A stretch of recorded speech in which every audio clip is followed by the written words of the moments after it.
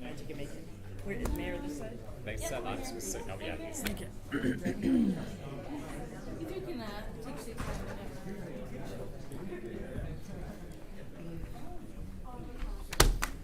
Hello there, how are you? I got your right side.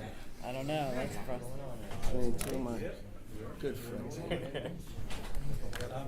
Sorry, folks, can we all just scoot down one chair over this way? Yeah. I'm sorry.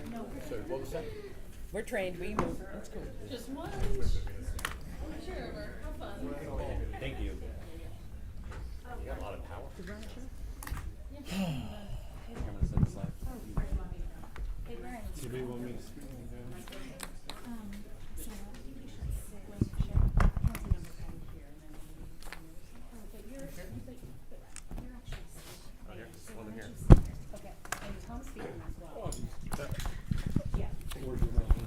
There you go. That's not bad. We were this in the other I think day. that mic was exciting. It's like this is about to be exciting news. Go ahead and get started, Governor. Thank you. Just to remind myself. And all right. In case you don't know where you go, what order. Okay.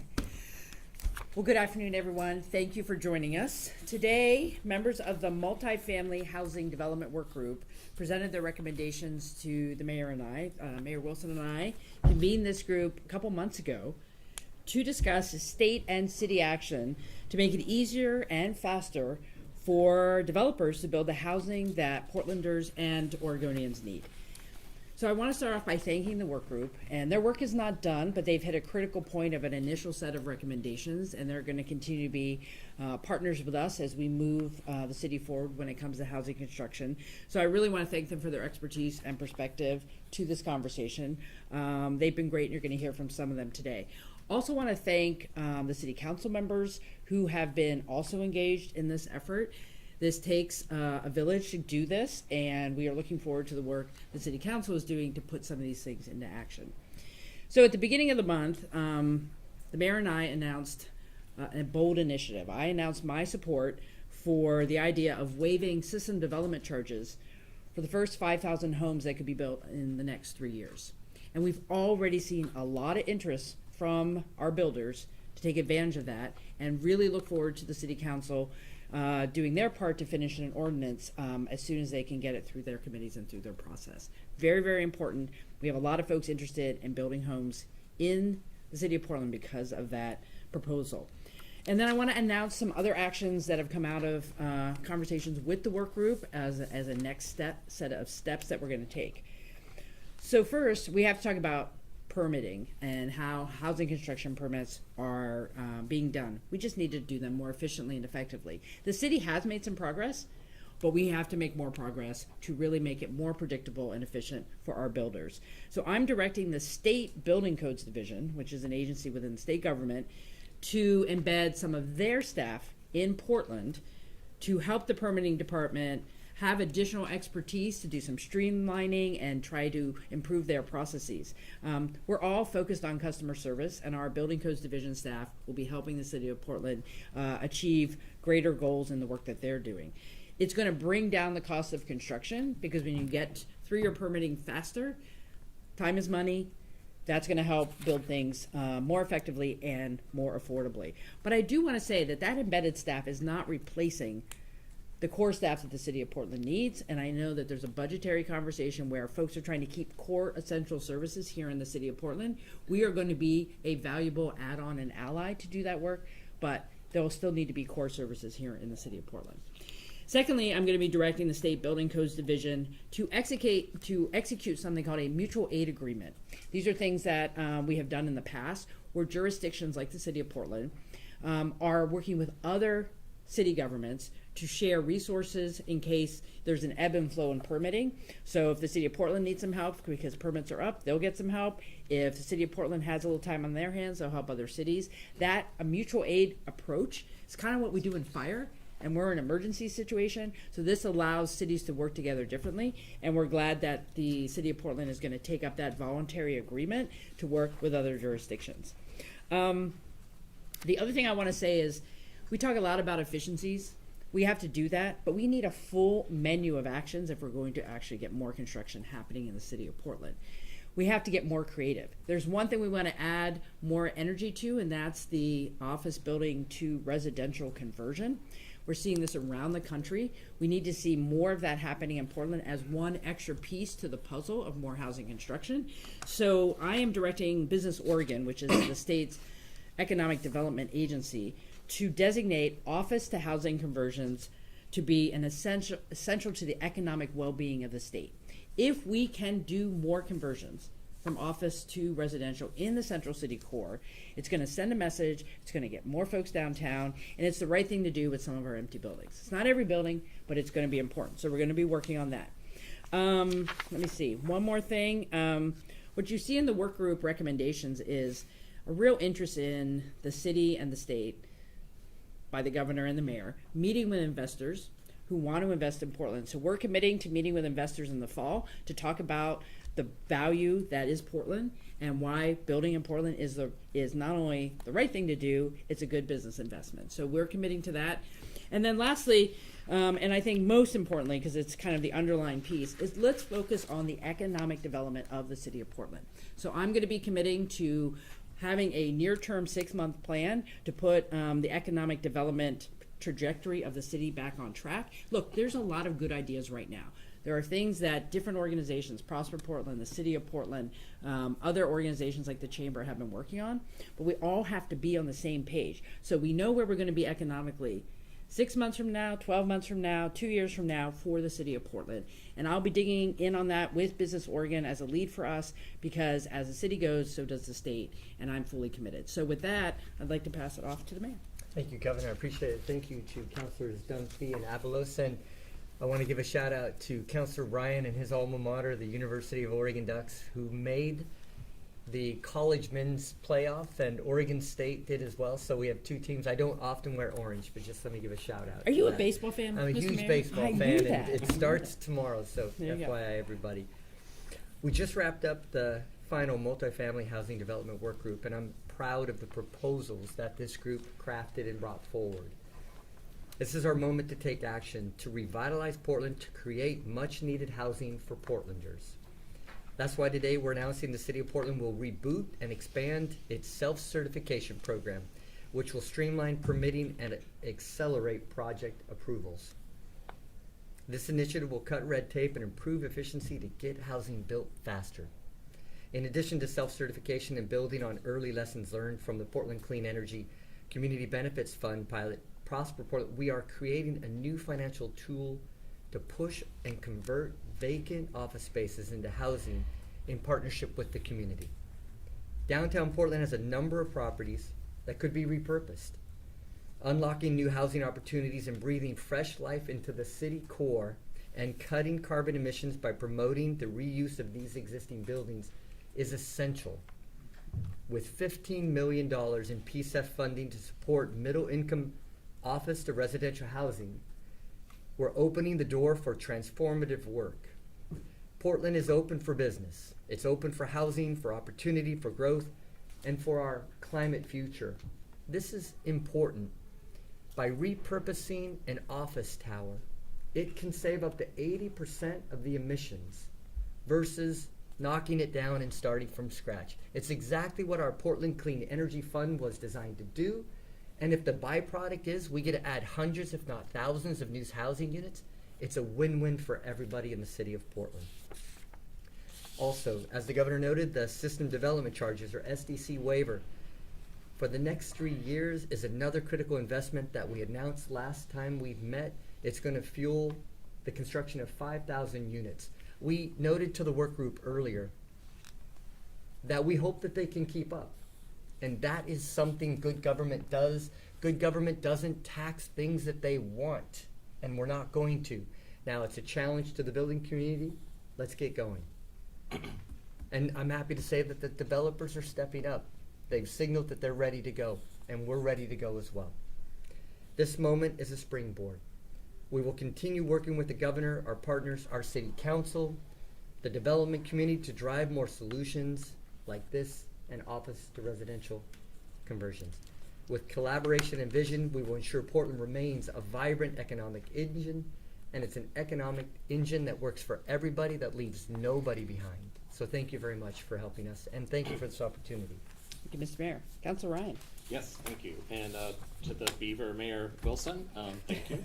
But I'd be remiss as a duck to not say the women are kicking off the Women's World Series today in softball. Congratulations. 6:30, and I hope we can all agree we need to beat the Bruins. We can agree. Hi, Council Ryan here. After herding the cats from 7 city bureaus and 5 council offices 4 years ago to lead a deep dive into improving our permitting system, I'm here today as a satisfied Portlander. And it's an honor to stand with Governor Kotek and Mayor Wilson to move with the doers here at the table to move forward some rational solutions. Our marketplace has had a lot of headaches at the moment, and government should do everything it can to provide some much needed aspirin. Thank you to the professionals of the city who willingly came together in the spring of 2021 when this then new city commissioner was convening a task force. And although I saw a few I will outlast you foreheads flashing off in those Zoom meetings, we remained in the conversation, and the attendance actually remained high at all the meetings. We used data to drive decisions, and as a result, today we're taking another rational step to work with our partners and build housing. Let's churn some dirt, build together. And on that note, I'll pass it over to one of the doers, Tom. Thank you, Commissioner Ryan. Good afternoon. My name is Tom Kilbane. I'm the Managing Director for Urban Renaissance Group here in Portland. We're a full-service real estate company with offices in Portland, Denver, and Seattle. Speaking on behalf of all the working group members, we're encouraged by the work that we've done here together, and we're confident that we're headed in the right direction. One of the top recommendations from the working group is to prioritize economic development. That means creating an aggressive economic development plan for Portland and the region with the goal of attracting new employers and keeping our existing businesses. Nothing is more important for increasing investment in housing production than showing investors that Portland and Oregon are good places to do business and that our economy is growing. A clear, focused, and coordinated economic development strategy is key to achieving that goal. To that end, we're very pleased to hear the commitment by the governor and the mayor to commission an economic development action plan. We look forward to hearing more details about the plan and encourage both the mayor and the governor to ensure that there's clear alignment and coordination between the various economic development agencies already engaged in this effort.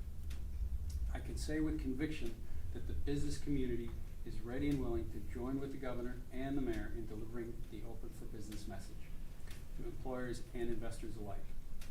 I think we can all agree that it's time to change the narrative for Portland. On that note, I'd like to finish with a little bit of good news. As you may have heard earlier this week, AEG signed a long-term lease to operate a new 4,000-seat live music venue, which will be built on the site of the Nordstrom building at Lloyd Center. This will be a tremendous catalyst for the Lloyd district and will be a destination for people from around the region. With over 150 shows a year, the venue will generate significant economic activity, and it'll be a major contributor to our live music economy. Let's build on our strengths and keep the momentum going. On behalf of the entire working group, we want to thank the governor and the mayor for making this effort a priority. Thank you. Thanks, Tom. Sarah? Yes. Good afternoon, everyone. My name is Sarah Zahn. I'm the Managing Director of Development for Security Properties. We're a multifamily developer, owner, and operator of over 22,000 units in the western states. I'm also the board president of Oregon Smart Growth. I want to start today by acknowledging something really important. In recent years, we haven't always had a governor and a mayor working in such close collaboration as Governor Kotek and Mayor Wilson. I want to thank you and your staffs and encourage all of you to keep building on this initial hard work and the significant progress we're making. I believe it will benefit all Oregonians. The governor and mayor have today laid out a number of action plans to be excited about and which will move the needle on housing development in our communities. The proposal to freeze system development charges will immediately change some financial models and move forward hundreds of units that were previously stalled in the city. It doesn't make every project work, but it certainly helps.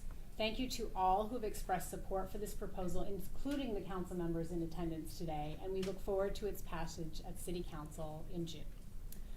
The governor and mayor have also committed to meeting with the investment community that provides the capital required to finance many of the larger scale projects that have traditionally delivered thousands of units each year in our community. Many of these investors are currently on the sidelines of Portland, not only because current economic conditions make investment in new development difficult, but because, real or perceived, Portland is not viewed as the strong investment it once was. The commitment from the governor and mayor to meet directly with these partners and communicate their commitment to action will be critical in bringing these investors back into our market. Today marks meaningful commitments forward in our work to produce the housing our state needs. Governor, as you consistently remind Oregonians, we need to build tens of thousands of units a year to catch up with what residents need. As you say, Mayor, let's go. On behalf of Oregon Smart Grove and many of my colleagues in the development community, we stand ready to help. Thank you. Thank you, Sarah. Thank you, Sarah. Andrew? Good afternoon. I'm Andrew Colas. I'm President and CEO of Colas Construction and Colas Development Group, where I'm a second-generation family business owner right here in Portland, Oregon. And first and foremost, I'd like to thank the governor and the mayor for pulling together this wise group of individuals throughout the region. Your leadership really exemplifies what we all as Portlanders need to see. And what we need to see is that this city is open and it's open for business. You brought some of the best and brightest from the nonprofit, for-profit, and public sectors to come together and to work together to propose this plan. And we were able to do that, and we actually came to consensus. So that's a big deal. One of the several points I'd like to highlight is the State Building Code Division support. So the governor is going to assign dedicated State Building Code staff person or persons to work in the City of Portland's permitting office. And the way I see that is you're going to take some of the best and brightest from the state's building code, working together with some of the best and brightest from the City of Portland's building code.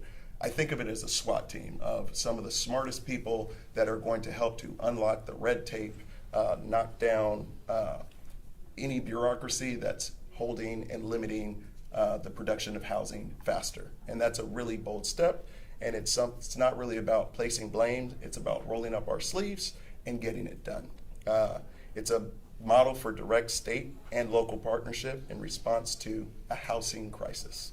Also want to highlight the mutual aid agreement. It's another forward-thinking move.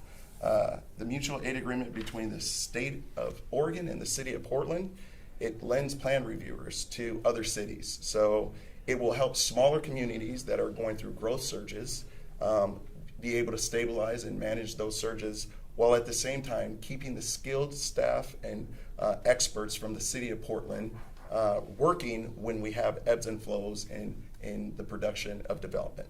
And lastly, I want to talk about the self-certification model. So that's a model that would allow developers to certify plans and utilizing third-party inspectors to again moving housing production forward in a much faster timeline. Last, I want to talk about the builder's remedy expiration. So it's a bold accountability tool. You'll see that same tool in the state of California. And really what it does is it gives the governor and her team the ability to utilize the builder remedy tool if the various cities and counties aren't meeting their housing goals. It gives the state the ability to say the status quo is no longer acceptable. We need homes, not holdups. So it's a big tool that I'm excited to look into and to utilize in the city and state. Finally, there's three takeaways for me. We reached rare consensus with a broad group of people from both the for-profit, nonprofit, and public sector. It's rare, but it was consensus. And the consensus is we need to be a pro-housing production city and state. And we were unified in that consensus with the incredible leadership from our governor and mayor. They were along with us for the full process, and they've committed to putting not only in place some of these recommendations, but pushing them forward. So I'd like to thank again the leadership from the governor and the mayor and their teams to really help execute this and to again bring a pro-housing production model to this city and state. Thank you. Thank you, Andrew. All right, for questions, I'm over here, sorry y'all. Per usual, I will call on you, but I will call on Lucas for virtual questions and we'll switch off. We don't have a whole lot of time. So, probably only make it for one question. Go ahead. As you streamline things, there is a chance that things could go wrong. What are safety measures to prevent anything from falling through the cracks because you guys are rushing houses so fast?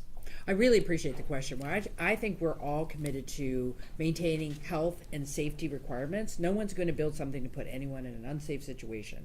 This is about looking at the bureaucracy of saying, do we need every approval that is currently on the books? What are the ones we do need? How fast can we move them? And I think we can be smarter while also keeping people safe and our communities exactly the way we want them. This is about not getting stuck in the paperwork that has been kind of grown over time. We can take some of those things off the table and still build good, safe, affordable housing in communities around the city. Yeah. Great, and I forgot to say, if you have a question for a specific person like a developer, please tell us. Go ahead, Lucas. One question in the virtual queue. This one's from Alex Zielinski at OPB. How many state staffers does the governor plan on directing to support city permitting work? And does Mayor Wilson see this as a way to backfill his proposed job cuts to the city's permitting department? We're not expecting this to backfill our permitting department. I've been working closely with DCA Oliveira on what his expectations are today and tomorrow. The most important news to state is we have 6,000 permits that are either ready to go or in the process. We're ready to start building, so it's not putting pressure on our permitting department. It's just simply unlocking that pressure for those units to get built and get built quickly. And in terms of the number, it could be one or it could be maybe different numbers depending on the ebb and flow of the work. But our commitment is to help the talented staff in the city of Portland have some allies and say, have you tried this or have you tried that? We can give you some advice here. It's not replacing folks. It's saying, how can we do this differently? And we feel like we have something to offer there, and the Building Codes Division can't wait to get started. For the mayor, it's easy to see how the self-certification program could speed up the process, but are there specific safeguards in place to make sure that things meet code? Are there spot checks? How's that going to work? Yeah, thank you. And the governor mentioned about it earlier. Health and safety are critical. Life safety issues won't be self-certification. We're talking about window subsets. We're talking about glazing on windows that we've trusted our developers who've done thousands, if not tens of thousands of those jobs. We know that they can do it, they can deliver it well. And yes, I mean, spot checks and permits are certainly something we'll do, but we also have to get out of the way from things that they already know and they're experts at that are delaying projects. We want to kickstart this process, and we trust, and that trust is important with the business community. Oh yeah, no more virtual. Go ahead. Yeah, Mayor Wilson, I'm sorry.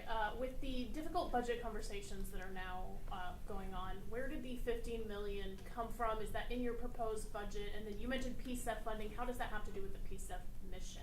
Yeah, so it's $15 million of new PSEF funding that's going through our board, and they'll approve it. So it's not in this budget. It'll be a new program, and we're looking at the notice of funding opportunity in the fall and or early winter.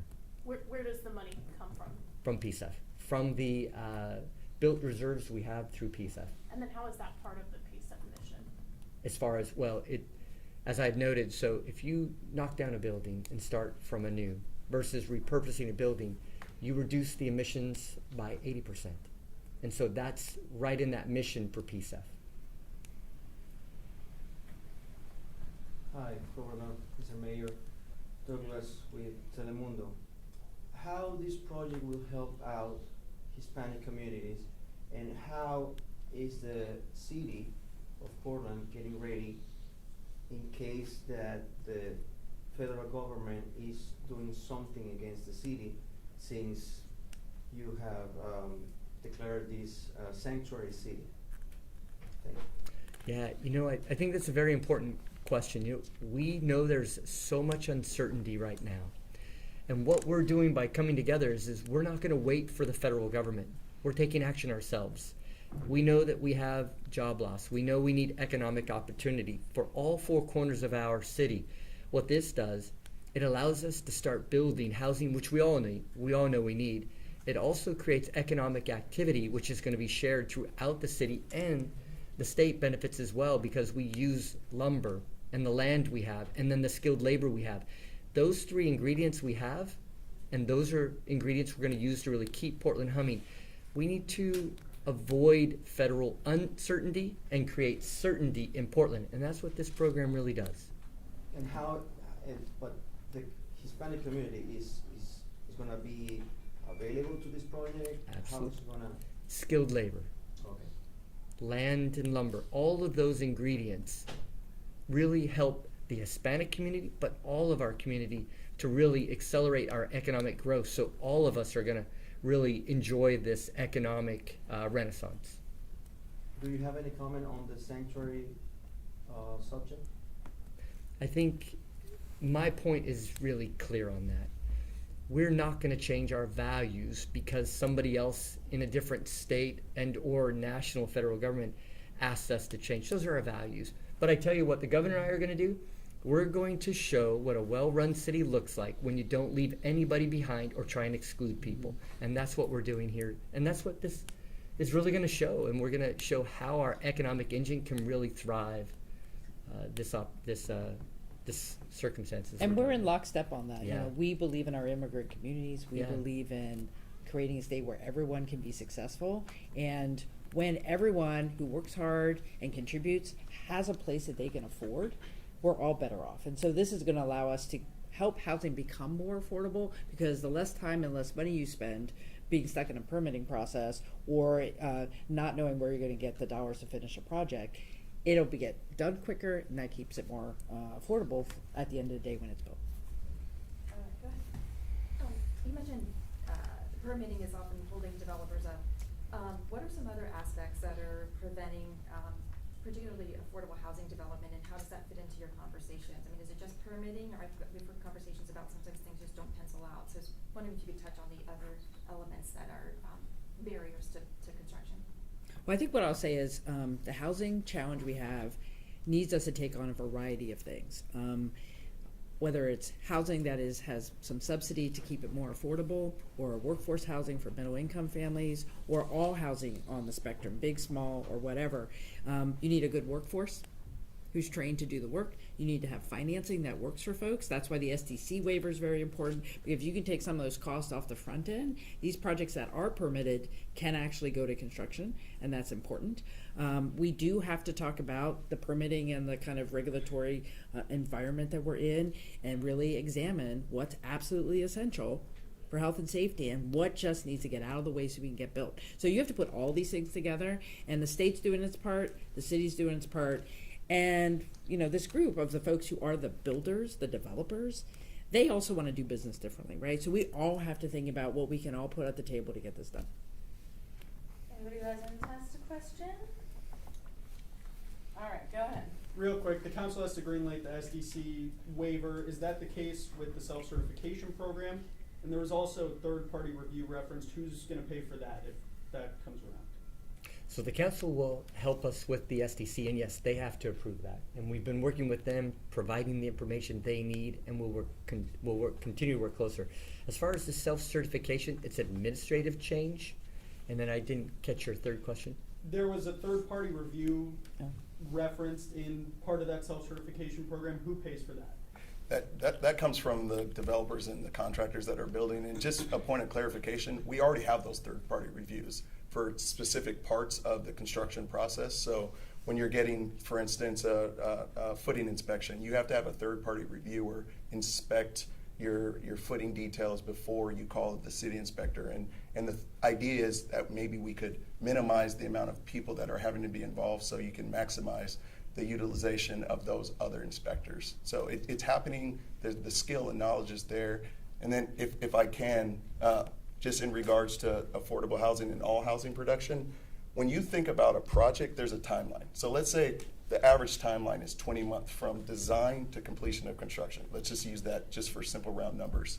Depending on the size of the project, each month costs a significant amount of dollars. You're talking about hundreds of thousands of dollars. So if on any project we can reduce the timeline by 1, 2, 3, 4 months, you're talking about material costs that will then reduce the overall cost per unit, which helps to get our median cost of housing back to a number that allows for more residents in this community to get the housing that they deserve. So it's all those pieces that these proposals are going to address for all types of housing.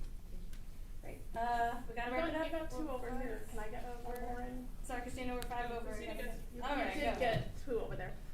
With the SDC charges, it does seem like you jumped the gun in announcing them before moving it through council. Some of your budget proposals did not get adopted exactly as is by council. What makes you think this will go through?